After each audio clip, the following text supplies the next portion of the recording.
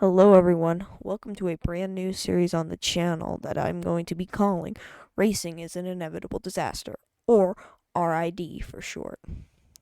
This is a series that will go over the chaos, highs, and lows of the top racing series across history, or as they may happen. This includes things like IndyCar, Formula One, NASCAR, which are what I'm going to be focusing on. I may throw in some dirt events or other things if you leave me suggestions. Anyways, let's get into the first episode about the 2021 Formula One season. It's the 18th of July, 2021, and the Formula One racing series is at an all-time high with only 32 points separating the two drivers racing for the championship, Lewis Hamilton and Max Verstappen. Max Verstappen, the Red Bull Racing driver, had won 5 races so far. Hamilton had only won 3, being the dominant driver for the past decade, winning 6 championships. The points battle, as mentioned before, is separated by 32 points. Verstappen having 182 points and Hamilton having 150 points. If Verstappen wins this, he could put the championship closer to his hands, getting even closer to locking it up early. The lights began ticking down 5 seconds until the peak race of the season began. It was 7 and 8. Rushing down towards turn 9, Hamilton drafts on Verstappen down the straight and coming into turn 9, also called cops. Well, I'll let you see. On lap 1 of the race, Hamilton comes together with Verstappen, causing a massive incident. Max Verstappen faced G-forces of up to 51. Some questions people who don't watch racing might ask: how did he spin so fast? Why did his tire fall off? And what was the aftermath?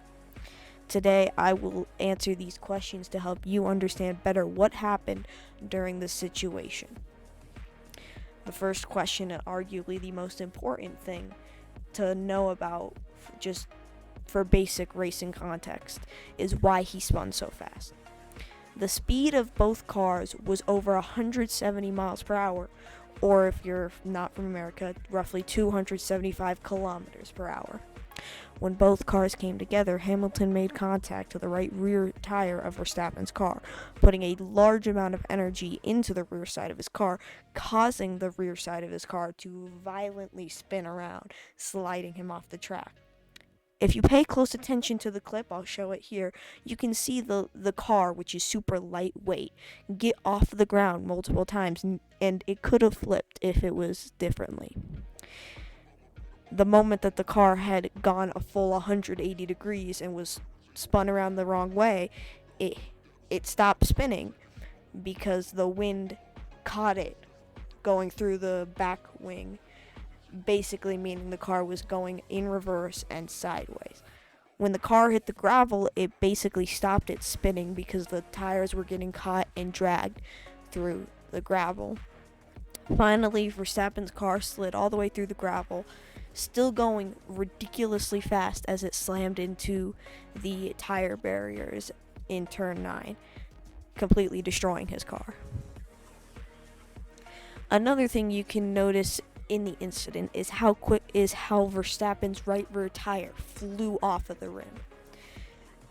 Now, what happened was that Hamilton, when he hit Verstappen, he hit him using his rim. It's not like his tire hit his tire.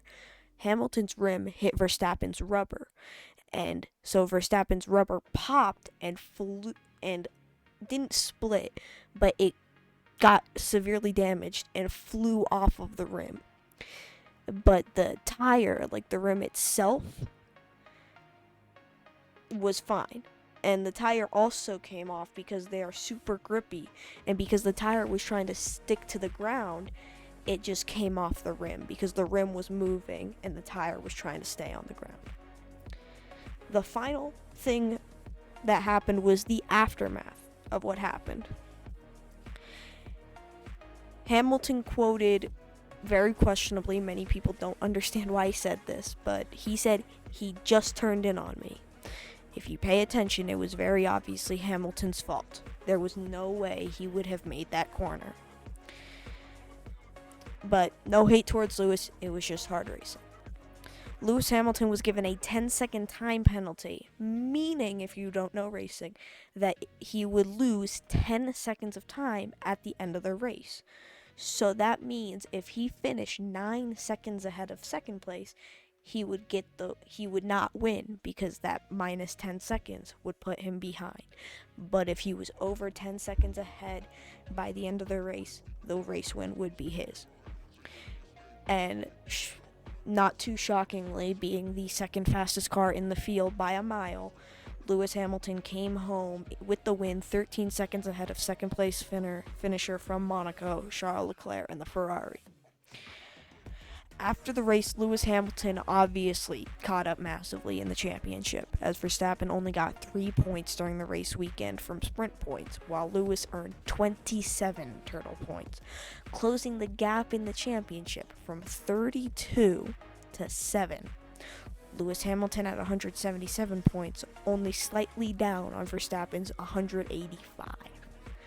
This controversial collision would spark only the beginning of what is one of the best championship fights in Formula One history.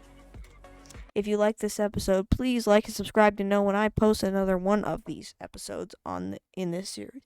If there's an incident in a racing series you want me to review, as I mentioned before, I will try my best to cover it. Just comment below or ask me on any of my socials linked at the end of this video. Thank you, and see you in the next episode of Racing is an Inevitable Disaster.